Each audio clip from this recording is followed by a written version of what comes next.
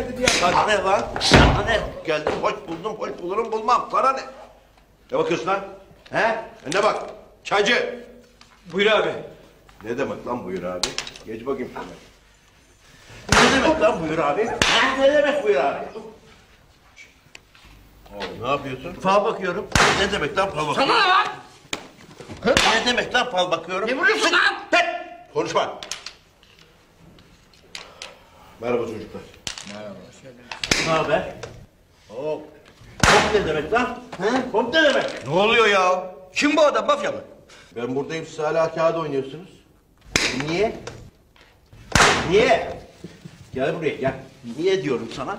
Ulan baksana herkesi dövüyor be. Kimsenin de gıkı çıktığı yok. Bir dakika doldur bakayım. Şu adamı tanıdın mı?